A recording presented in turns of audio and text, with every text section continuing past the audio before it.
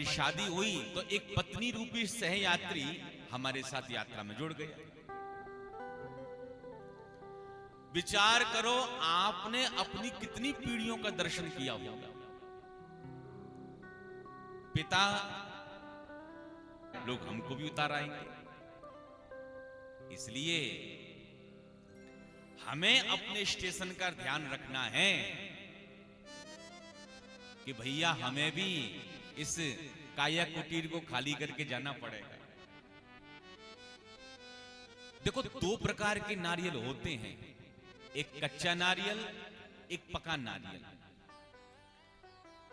कच्चा नारियल आपने देखा होगा, आप कच्चे नारियल को फोड़ो तो नारियल, कच्चा नारियल नारियल से चिपका हुआ होता है, और पका नारियल यदि आप तोड़ोगे तो पता चला गोला अलग और नारियल अलग।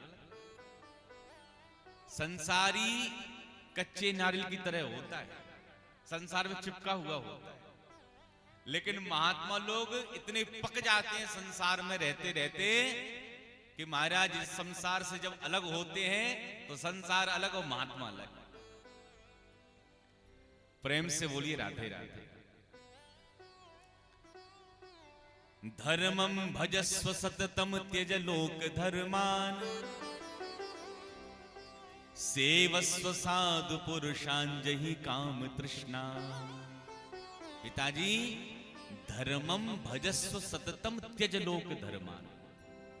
पिताजी, अन्य धर्मों का परित्याग करते हुए परम धर्म का हमें आश्रय ग्रहण करना चाहिए, और सेवस्व साधु पुरुषान, साधु पुरुषान सेवस्व, साधु संतों की सेवा करना चाहिए। सेवा और कथा, देखो दो बातें यहां बताई गई हैं। कथा भी प्रेम से सुनना चाहिए और सेवा भी करना चाहिए। भगवान की सुंदर भागवत की ज्ञान गंगा में गोते लगाओ, और जिस धाम में आप बैठे हुए पंडोकर धाम में, इस धाम की भी हमें सेवा करनी चाहिए। धाम की सेवा कैसे करोगे? देखो, सेवा केवल उसको नहीं कहते गुरुजी के पैर दबा रहे हैं या गुरुजी की सेवा कर रहे हैं। आप इस धाम में दूर दूर से आ रहे हो, देश भर से क्या पूरे संसार से लोग यहां पर आते हैं, तो यहां पर आओ तो गंदगी ना फैलाओ, यही धाम की सेवा है। जहां आप रह रहे हो उसको सफाई, वहां पर सफाई रखो, और धाम का खूब प्रचार प्रसार करो, ये भी धाम की सेवा है।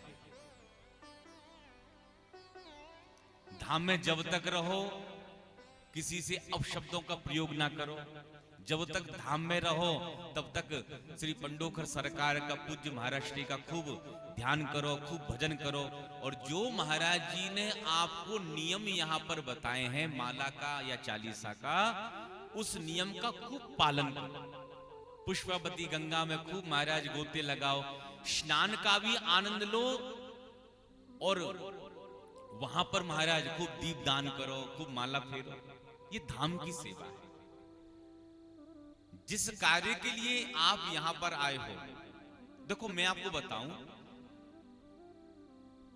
बाबूजी मैं कमरे में था तो मैं इस विषय का चिंतन कर रहा था। आप जब धाम में आते हो तो दो बातों की गांठ बांध लो हमेशा। जब आप धाम में आओ तो आपके हृदय में धाम के प्रति श्रद्धा होनी चाहिए, पहली बात। पता चला कुछ लोग तो बिना श्रद्धा के आ जाते हैं।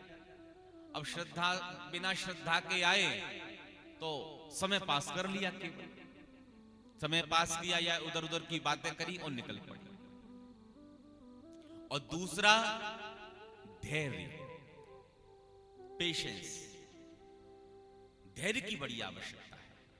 पता चला माइक पे अनाउंसमेंट हुआ कि आज महाराज जी 7 बजे से सबको देखेंगे, सबके पर्चे बनाएंगे, तो किसी कारणवश महाराज जी ना बैठ पाए क्योंकि बहुत कार्य लगे रहते, कहीं चले गए या कोई महात्मा यहां पर आ गए, नहीं बैठ पाए, तो धैर्य की बड़ी आवश्यकता है। एक तो श्रद्धा, दूसरा धैर्य बहुत आवश्यक है। धाम में आओ तो दो बातों को लेकर पहले आए, धाम के प्रति श्रद्धा और दूसरा धैर्य, कि आज नहीं तो कल, कल नहीं तो परसों महाराज जी आपकी सारी शंकाओं का निवारण कर ही देंगे। और यहां पर जो आते हैं वो बिना खाली हाथ यहां से जाते नहीं। हम तो अपने जीवन की घटनाएं बताते हैं, एक दो घटना तो मैंने बाबूजी को ही बताई। जब आप यहां पर आओ पूरी श्रद्धा के साथ आना, और यदि श्रद्धा के साथ यदि आप यहां पर आ रहे हो तो पंडोखर सरकार आपकी सारी मनोकामनाओं की पूर्ति